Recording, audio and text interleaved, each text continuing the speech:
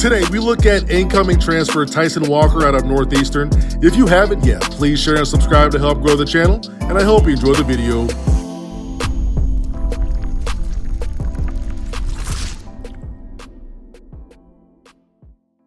As a sophomore, the 6-foot point guard put up 18.8 points per game, ranking 49th nationally and first in the conference.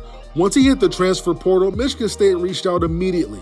It's pretty well known they struggled quite a bit at the point guard spot during this past season. After having guys like Denzel Valentine, Keith Appling, Cassius Winston running the offense, they started 3 different point guards this year. And for the first time since I can remember, Tom Izzo didn't have multi-threat point guards to go to. Walker shot about 6 threes per game, and they were coming from multiple concepts. Off the dribble in a one-on-one ISO, pick and roll concepts from 3 or mid-range. He can hit you with the transition 3, and he has range. One of the most important aspects Michigan State just didn't have last year was having a point guard who had gravity. They just didn't attract attention off the ball due to their presence on the court. In Big Ten play, A.J. Hoggard, Foster Loyer, and Rocket Watts were a combined 22 for 100 from 3. Just to compare how crazy that is, Cassius Winston alone in 2019-2020 was 51 for 105 from 3 in Big Ten play. That's roughly 48-49%.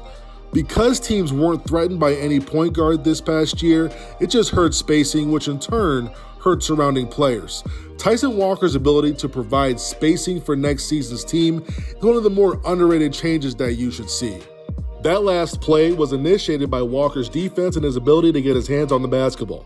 He was the Colonial Defensive Player of the Year, and a lot of that had to do with his steals. He was 12th in the country at 2.4 steals per game. He's getting deflections and his hand on the ball, whether he's the primary or secondary defender.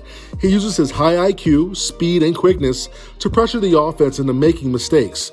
His addition to the perimeter defense will be an asset to a roster who lost their top defender in Aaron Henry to the NBA draft. The pick and roll game was pretty non-existent last season. Tyson Walker solves that. His ability to score at 3 levels puts so much pressure on the defense. He's not overly athletic around the rim, but he finds ways to get the ball up in tight spots against rim protectors. When coming off of ball screens, he's shown he can hit different types of assists, whether a quick pass to the wing due to a cheating defender, a drop-off down low to a big, and the throwback to shooters when defenders overhelp on the roll or the ball. He's also hitting threes on defenders who give him a small window or choose to go under the screen. And because he's a big threat, he attracts so much attention in the pick and roll due to the gravity he creates. It should only help his game when he's surrounded by much more talent and size. Michigan State is known for its transition game, and their points in transition off of opponent misses or free throw situations just didn't happen.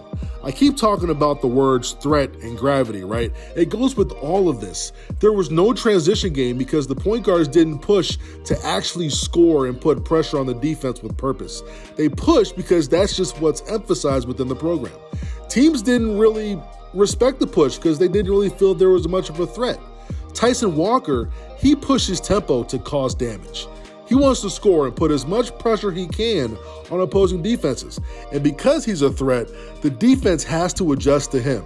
Stopping ball early, shrink the floor, identify wings. He's forcing more responsibility on the defenders, and that's when mistakes are made and easy points occur. I'm sure some concerns have come up about his competition, but I went back and looked at the games versus top 100 RPI only, and in those games, he shot 38% from the floor with 4 turnovers. Understand though, as the main guy on a Northeastern team, these bigger, better, and deeper teams are scheming their entire defense to stop and contain him. But still, he does need to adjust a couple things, especially against taller, stronger defenders with length. In those games, he had a 1-to-1 assist-to-turnover ratio. He'll need to be better when attacking hard hedging, aggressive bigs who apply pressure, whether they fully blitz and trap the ball screen or hard hedge towards half court. He has to be faster at recognizing which foot to attack, when to split, when to reverse dribble and re-attack, using his smaller stature as an advantage, not a disadvantage. I've highlighted the term gravity quite a bit. He has an impact on the court with his presence that he'll need to bring to Michigan State. Watch how his gravity pulls these defenders in, At this point of the game, he has 19 of Northeastern's 23 first-half points. He comes off of a soft pick-and-roll look, wasn't that aggressive, but look at North Carolina's defenders. Every single player watching the basketball is only focused on Walker's actions and his actions only. It consumes the two furthest defenders. They get out of whack, allowing an open three-point shot. And it all started due to Walker just existing with the basketball. Overall, he's a great get for Michigan State. He's going to add a dynamic they were badly missing last season. His addition should take pressure off of the returning players, and especially the talented 2021 backcourt coming in.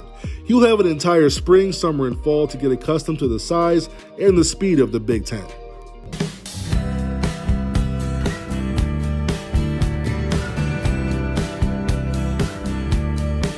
Dan Dockage